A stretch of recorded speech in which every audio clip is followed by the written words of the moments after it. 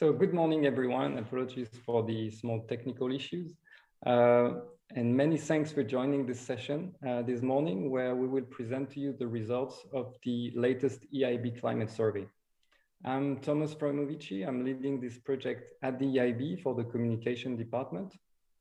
And today we are welcoming Edouard Lecerf, expert in the analysis of public opinions, Deputy General Manager at BVA Group, which is our partner for the production of this survey. We're also lucky to have with us Nancy Sage, Chief Climate Change Expert at the European Investment Bank. She'll be able to take any of your questions more specifically related to the bank activities in the field of climate action. So, as some of you already know, the European Investment Bank is one of the world's main provider of public finance for climate action. We plan to support 1 trillion euros investment in climate-related projects by 2030. In November 2020, so a year ago, the EU member states approved the EIB Group Climate Bank Roadmap until 2025, which outlines our upcoming contributions to the European Green Deal and to sustainable development outside the EU.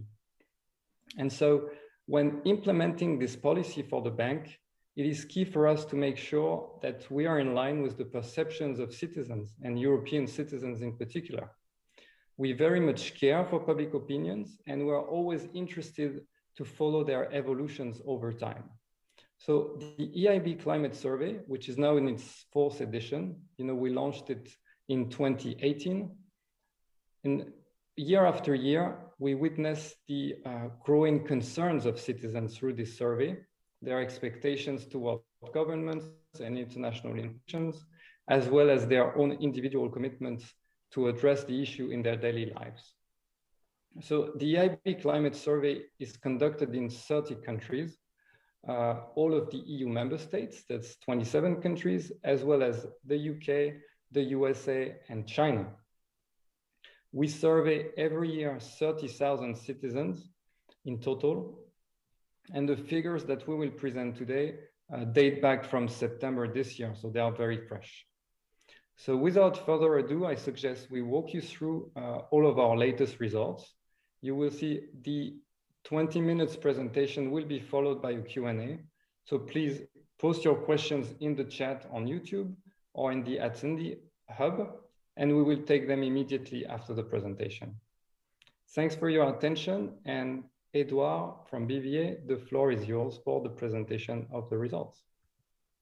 Thank you very much, Thomas. I hope you can all hear me well, and we can definitely go directly to the first slide. And this one is about the citizens' perceptions towards climate change. That's something that Thomas told you we are tracking. We've been tracking for the past years quite extensively. The number of countries, the number of questions, the number of topics that we are covering is very important. And here, maybe the first thing that you should bear in mind on the next slide, you will see one of the most important things is that, of course, I am always tempted to kind of sum up the what's in this slide in saying that it's here, now, and me. A few years ago, when people were asked about climate change, they were talking about the importance of climate change, but they didn't feel it. They didn't have such an extensive perception of what was directly impacting their everyday life. That's exactly the phrase that we use in this question. And you can see the figures. They are massive, 77% in the European Union, 70% in UK, 71% in the US, and 94% in China. Another interesting thing that you might see, it's in small figures here, but there is no variation between what we measured in 2020 and what we measured this year. No variation. It means that it's here, it's long-standing, and it's here to stay. So first thing, here, now, and me, because people feel that it's happening now. It's really important in their everyday life, as stated in this question. So on the next slide, maybe just being able to focus a little bit on differences that we might have between regions within Europe. So you remember this 77% of feeling that there is an impact on everyday life. Of course, there are differences. Of course, you can see that Southern Europe might be even more feeling with potentially, you might think that what happened during the summer, again, with wildfires, heat waves, and all other dramatic climate events have an impact on everyday life. But nevertheless, even though there are differences, and differences are quite important if you compare, for instance, what you see in Italy and what you see in Estonia, you might understand why there's a difference in perception. But nevertheless, even in the countries where the figures are a bit lower, they are still quite high. It's still half of the population of those countries who is feeling in the same way about the impact of climate change on their everyday life, and that's really important. On the next slide, if we want to move ahead, maybe it's important to say that, yes, we had, and you probably heard about many polls about where climate change is ranked in terms of the importance as a topic for people. Here, it's important that we wanted to take a step back and understand how much of an important subtopic it was if we were looking back and taking in consideration all the 21st century, the one that we have already spent more than 20 years in that century. So the question is, do you think climate change and its consequences are the biggest challenge for the 21st century? And obviously it is. 81% in Europe, a little bit less in the US, around 6 US citizens out of 10, and 90% more than that, 70%, 74% in UK, 93% in China. So really, of course, COVID happened. There are differences, there are variations, but here, what's also stunning when you kind of work on public opinion is the importance of that wave. And it's a wave that continues coming and is here to stay again. And for the whole century, that is the major challenge for humanity as a whole, as people and citizens that we interviewed say. So on the next slide, just to help you understand even a bit more in details. As I told you, COVID is here, and when we are tracking opinion and the variation between the different topics and subjects and concerns that citizens might have, yes, of course, you can see COVID as an important topic, a very important topic when we talk about the biggest challenges that people are currently facing compared to what we said just before about the most important topic for all the 21st century. And here, of course, you have COVID-19 ranked number 1 in Europe, 57%, number 1 in the US, number 2 in China, where climate change is here. And the other important thing that you have to notice on this slide is that we kind of focus and try and track the rating of climate change in this list of different issues and challenge. And here you can see that in Europe, climate change was ranked number 4 last year. And with this 39% is now ranked number 2. So really coming back as one of the most important things. It's the same with what happens in the US. It was ranked number 6, it's now ranked number 3. And in China, it was ranked number 1, still number 1. So yeah, as you can see, it's here, it's massive. Of course, COVID is here. And when you take the shorter term, but nevertheless, it's also growing year by year. So on the next slide, it's important that now that we have some fair idea of where the population opinion is, to see what they think about their country's action. Who is going to do what to face all this enormous challenge that we have not ahead of us, that we are now facing now? Again, it's important to say that it's now, and that's really important when people perceptions are concerned. So the country's view, the citizens' view on their country's action. The third thing, maybe on the next slide, that you will see is skepticism. And that's really important to have this in mind, because I will read the question. It's in small letters. So your country has pledged to reduce its carbon emissions drastically by 2050. Do you think that it will succeed? And here you can see skepticism.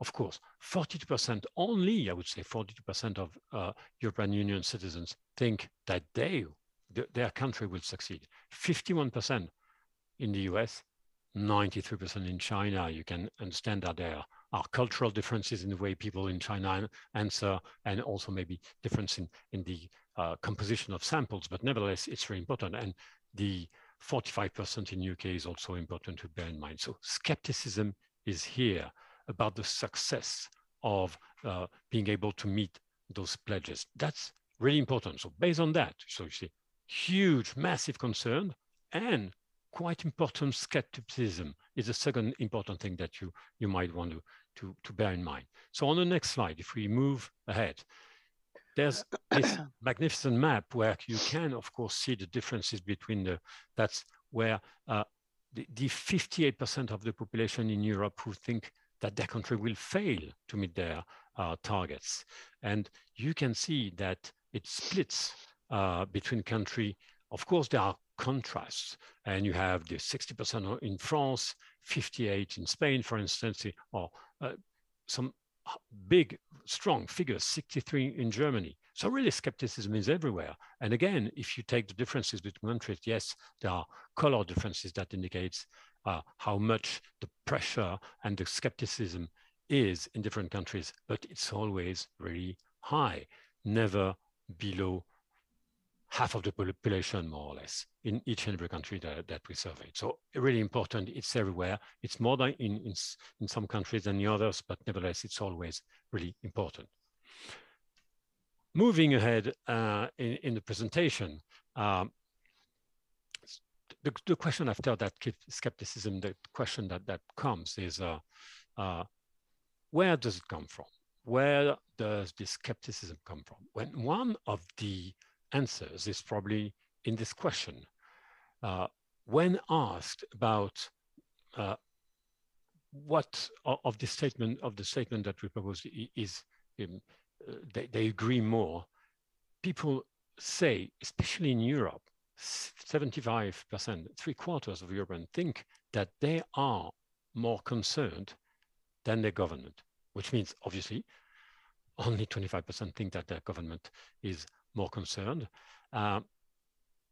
Probably it means that for the public opinion, they just told us that they were very much concerned, that it was here, that it was massive, and probably they don't hear enough by countries and government about climate change. They hear a lot probably, but they don't hear enough. And they also say, I am more concerned than they are. So probably they will be asking for actions, speeches, and decisions that will make them more acquainted of the fact that their governments, if they are really concerned, they should state it, they should do something.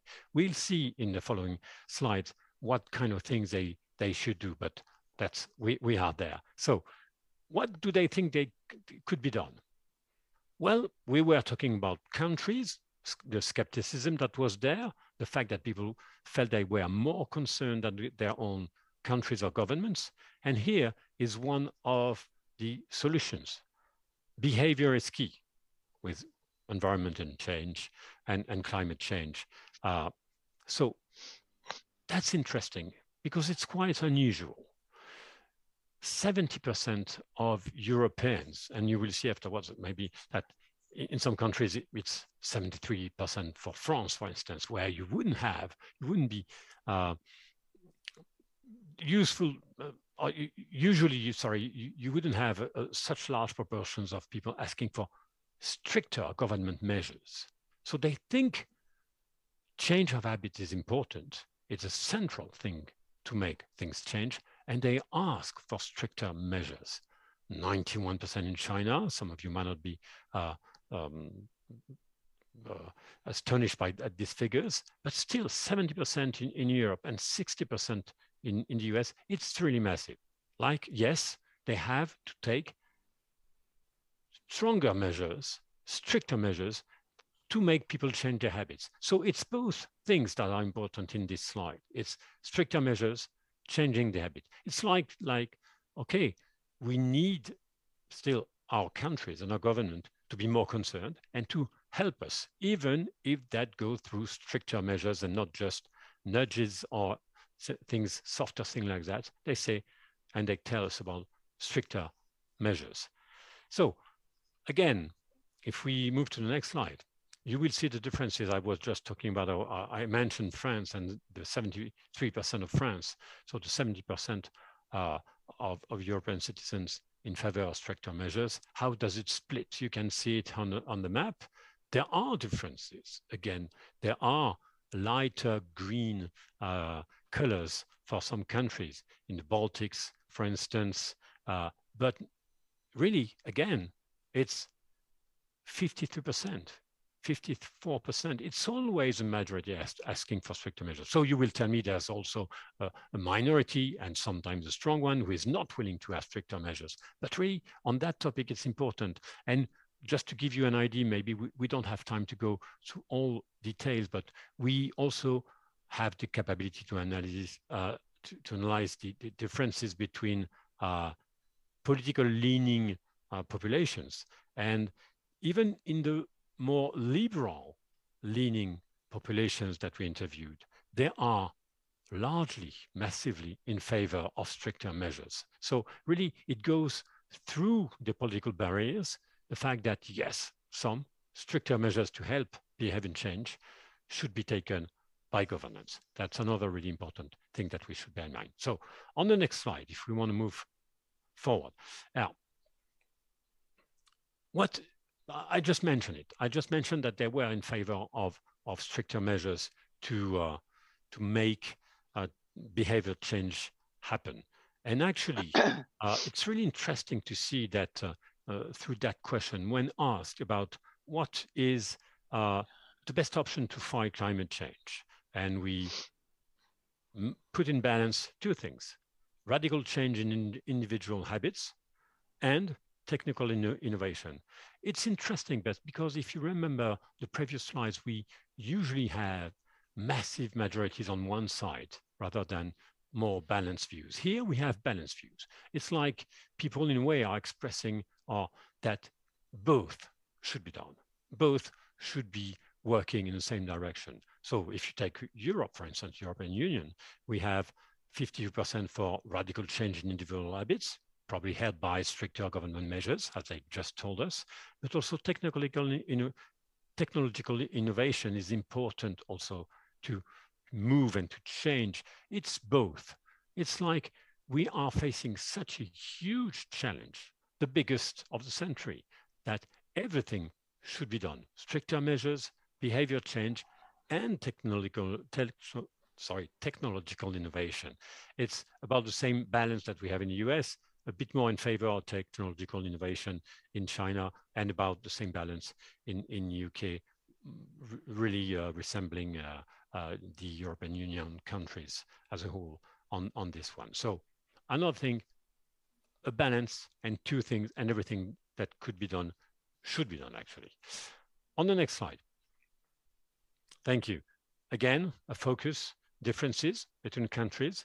And you can see that some countries, especially more in the Baltics and some Nordic countries, and also, of course, we have Czech Republic, etc., or Netherlands, that are more leaning to the technological thing. But again, when we say more on one side or more on the other, most of the time it's really balanced, because, well, in Portugal or in Austria, and Italy, more on habit, on radical change in habits. But again, balance is the key, and is the key to reading those results, the balance between the two different options. Now, on the next slide, when we are talking about technological improvements, so we wanted to know what was to tackle the climate crisis, which source of energy, that's one of the technological possibility, do they believe their country should rely on mostly? And you can see that renewable energies is really leading the game here. Not really surprising, and quite interesting, I would say, from a pure opinion point of view, because we are talking about winds, we are talking about sun, we are talking about things that sometimes are harmful now. And people think that heat is here, sun is too strong sometimes, winds and strong climate events are happening. So maybe they think that maybe we could use that. Something is here, let's use it. And really strongly, 63% in Europe, 59, sorry, in UK, not exactly the same proportion, but still really dominating in the US and in China, renewable energies everywhere. Nuclear comes second, natural gas is really second in a row, and that's quite massive about the things that they think should be more efficient to tackle climate crisis. On the next slide. Thank you. If we focus again on renewable energies, we just talked about the 63% in Europe, 59 in UK. Here again, you have differences, and you will find, again, the Southern Europe maybe more leaning to promote the renewable energies. Not surprising, but here it's important to say. And again, we can go much further into detail with that really big research that we are leading thanks to the EIB. And really, but just to give you an idea of where you can stand, and all the figures are of course available if you want to deep dive more than in the 20 minutes. I'm coming to almost 20 minutes that I'm allowed to talk, but that's really, again, a massive source of information that I ask you and I encourage you to use in a deeper way. Next slide, maybe now. And we are coming to the different potential solutions to fight climate change, again, after talking about the renewable energy. Two options here were proposed, and are you in favor of the following solutions is the question. And you can see the massive adhesion to the fact that it could be, it should be decided to replace short distance flights by fast, low polluting trains. So the balance between flights and trains is obvious to everyone. 87% in Europe, same proportion in UK, a bit less in US, but massive in China, 92 is very important. But if we talk about, and we were talking about strict measures, and I remember what we said a few minutes ago about government, taxation on products and services, which is not something that you would agree on usually. But here, again, it's important to see that we have, again, of course, it's a declaration. If ever the tax comes, maybe there will be some tension. It's always like that. But nevertheless, having a proportion, such a massive proportion of saying, yes, probably these products should be taxed. That's something that is important. So changing things, changing habits, offering new possibilities, for instance, in transportations, making choice simpler with no choice, where you have to take the train, not the plane, for instance, and taxation is also something that people have in mind. So you can see that there's an approval of many, many different things that we are not always used to see in public opinion. And that's one of the most striking things, I would say, maybe as a conclusion on this research. Again, it's here now, and it's me. It's the three things that people have in mind, and they really have an opinion that has been raising massively during the past years. And of course, all countries, governments, institutions should have that more and more in mind. I think they have, but remember the balance between the fact that people, citizens feel they are more concerned than their countries. The balance can still be changed a little bit. Thank you. Yeah, thank you so much, Edouard, for this fast and efficient overview of the top results, let's say, of this year's survey. For the audience, if you want to have all the details about the results of the survey, just go to eib.org/surveys with an S. You will find a very nice Excel sheet per country with all the details per question. So that's eib.org/surveys. I also encourage you to ask any questions you would have now in the chat directly in YouTube. I understand there's no question for the moment, but you can still go ahead. And while we wait for some questions, I already have one for you, Edouard, that your presentation actually triggered to me. there was an article in The Guardian just a couple of days ago, I think on Monday, listing all the surveys on climate that have been produced for this COP. And there has been several of them from universities, from polling agencies and institutes. And my question was, have you noticed this kind of acceleration of surveys around climate change? And was it already the case in the past for other topics? And then my follow-up question is, what does that mean exactly when you see this acceleration of surveys on a specific topic? Well, to answer the first part of your question is that no, probably I can't remember any any topic that had produced so many interesting, and it's not only short 3-question surveys that we have.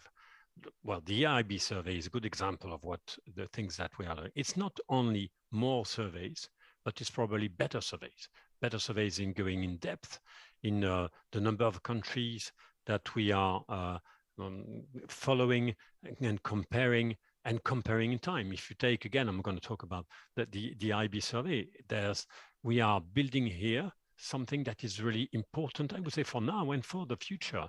And we can see the interest raised by that kind of survey, and all surveys by interest raised for academia, academic people, and that's really massive. Second thing, there are even more surveys. I didn't see the Guardian statistics, but there are probably much more surveys than the ones they had on their list, because it's another thing that explains also why we have so many surveys.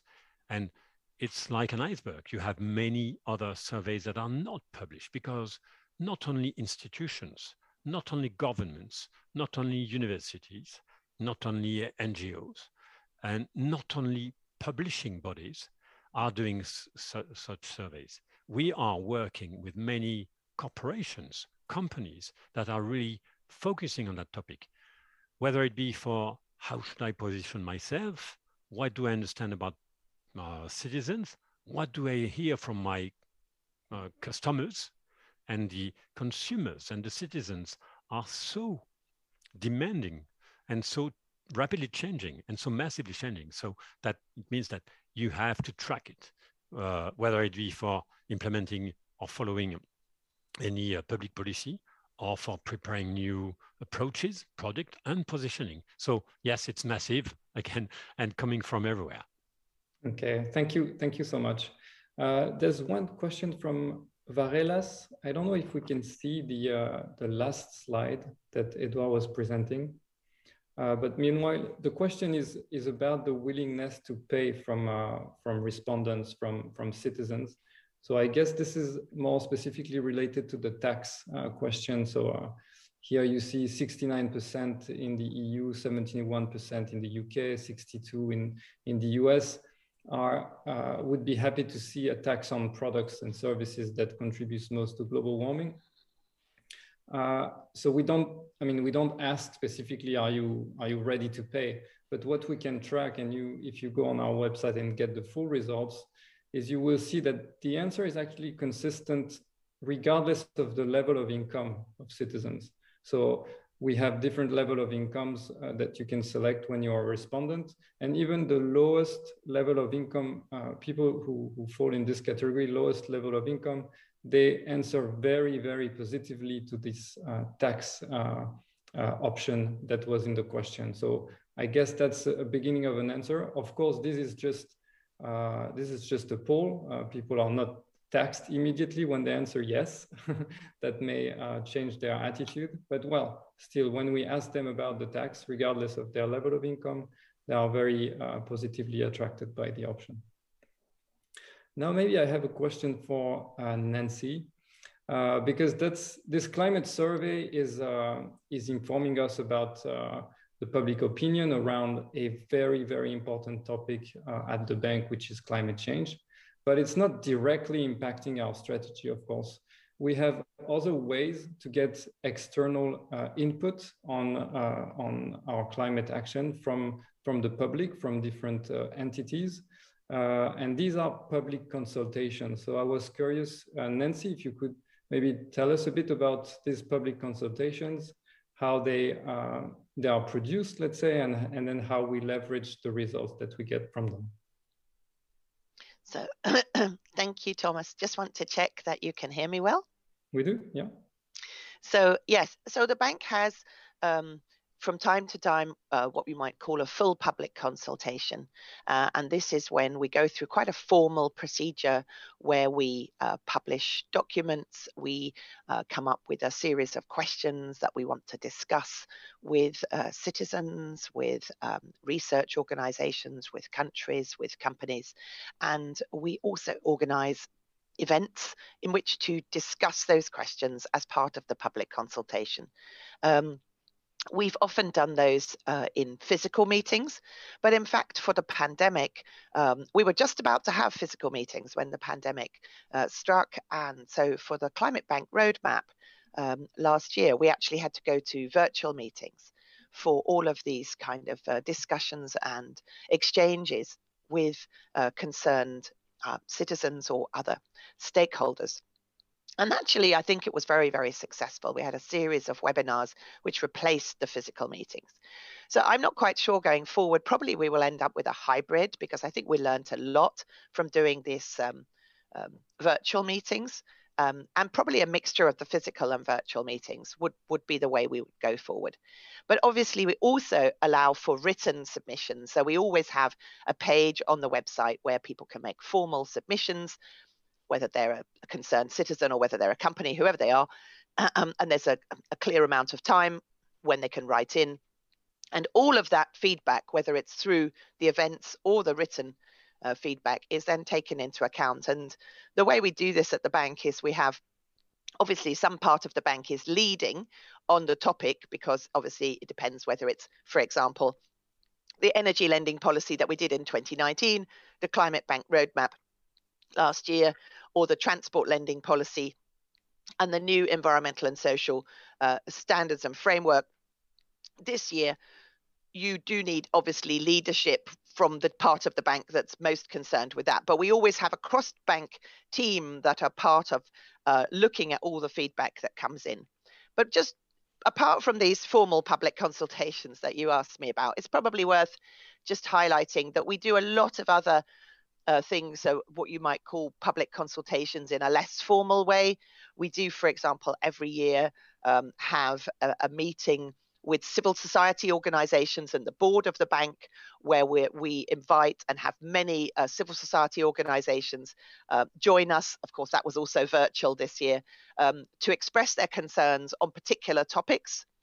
In fact, for the Climate Bank Roadmap, we actually had young people who came and physically demonstrated outside the bank and asked to speak to people. And our Vice President for Energy, he went out and talked to these young people who were obviously incredibly concerned. And I'm sure in the survey results, we would probably, I'm guessing, but I would imagine we'd probably see a difference if we asked about age, in terms of the age of the respondents and the level of concern.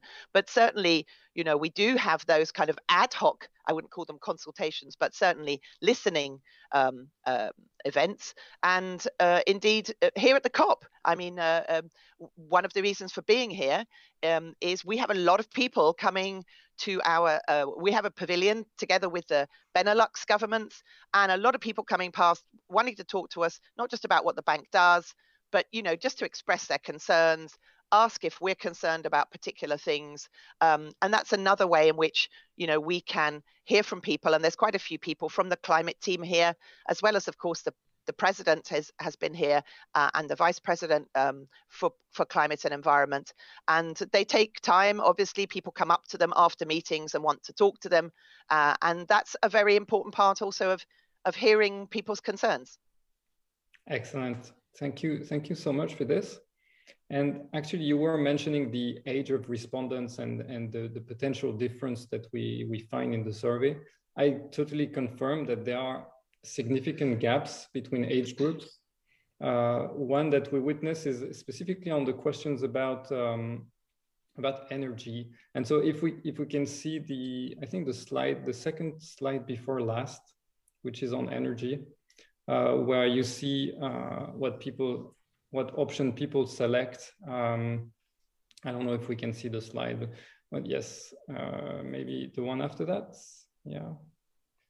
No, sorry, the one before that. Yes, exactly. Thank you so much. So I'm not going to go into details about what younger people answer to this question versus older people, but I confirm that there are significant gaps if you go into the detailed results. But I have a follow-up question for Nancy on this one. You see that very often the last line, so my country should focus on energy savings as a priority. Actually, the results to these questions are bigger than for natural gas. And my question for you is to try and understand what the bank does in terms of, let's say, adaptation to climate change, or alternatives, ways to fight against climate change that is not just energy transition. If you could. Okay, well, there's two questions there, because one is you're asking about the energy efficiency approach, and the other one is adaptation. So let's take the energy efficiency approach. It is an absolute top priority for the bank. We've had it as a priority for many years. We have huge programs of energy efficiency measures that we are funding through banks often, but also directly through cities and regions for public buildings, but also sometimes for housing.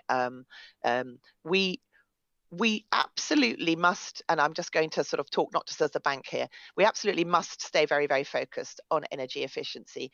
And the citizens are right to highlight that one, because as we electrify more of what we have in our economy, and this is part of decarbonizing energy, we know that in Europe, from the International Energy Agency Outlook report in the summer, that we have to decarbonize energy in Europe by 2035, which is pretty close. And I'm sure that a lot of the citizens are aware how urgent that is. You know, as that happens and we electrify a lot of things that are currently run on fossil fuels, like, for example, buses in cities, which you see already changing to hybrid buses and electric buses in many cities. Also, obviously, people's cars, there is obviously a fast-growing move towards electric vehicles. So as we need more electricity for those things, that electricity has to come from low carbon. It has to come ultimately from renewable energy. And so energy efficiency, to make us as efficient as possible, is absolutely part of that, because if we don't, we're just not going to have enough electricity to run all these things that need to change to electric power. So they're absolutely right to prioritize that, and the bank is absolutely has been for years and will continue to focus on energy efficiency. On the adaptation side, it's a slightly different question, because it's really about how do we deal with the impacts of climate change? And I think it's, so sometimes we get into this discussion, well, should we mitigate or should we adapt? The answer is, as was very, very clearly said by Edouard, climate change is now here. It's impacting people now. That's what they're clearly saying, whether they were impacted by floods in Luxembourg, in fact, but also Germany, fires in Southern Europe, all these different things hitting European citizens and people around the world. So we have to do both at the same time. We absolutely have to. There's no choice left. We cannot just mitigate and climate change won't happen, because climate change is already happening. So we have to adapt to it. So we have to make sure that our infrastructure is more resilient to climate change. We also have to make sure that people's homes are resilient to climate change. We have to take account of how we can make business more resilient. So all of this is quite challenging, because unlike greenhouse gas, which is one obvious thing, right, reduce emissions, when you're talking about adapting to climate change, you could have floods, you can have increased heat, you can have more snow, you can have, all these different impacts. And so where you are in Europe or where you are in the world, and what kind of business or what kind of person or what kind of activity you're doing, you need to take different measures to adapt. But absolutely, it's critically important. And there's also this need to what we call build back better, which is when you have experienced an extreme weather event, as we are seeing all over the world, that you don't just build back the same thing. whether it's housing or business or cities. You've got to build it back so it's more resilient.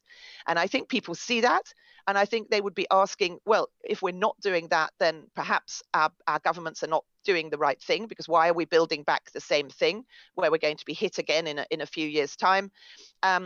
What is the bank doing on that? Well, actually, I think for a few years, we've been aware that adaptation has perhaps not been the priority that it should be for the climate bank, although we've done some fantastic adaptation work in some areas and in some regions, and for example, in the Caribbean with the Caribbean Development Bank, but also here with many entities in Europe and cities in Europe. But we want to do a lot more because it is here now and it is impacting people now. And so we've got this adaptation plan, which has been developed over this whole year and is being launched actually next week at the COP by our adaptation team and the president. And I think that just shows that the bank knows that climate change is here now and that we need to help in Europe and outside everybody to adapt to it. Okay, if I can just say one more, thank you very much, Nancy. It was, it's really important what you said, helping, because people need to be helped. They ask to be helped. They say, help me help the planet.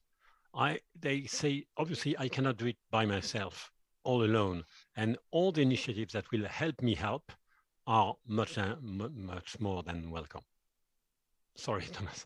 No, thank you so much. Thank you, Nancy. I think we were running out of time, but thanks a lot for your availability, both of you. I repeat for the audience, go to eib.org/surveys if you want all the details about the climate survey. You'll find my contact there, so you can contact me with any question. And thank you so much. Have a good rest of the COP. And thank you.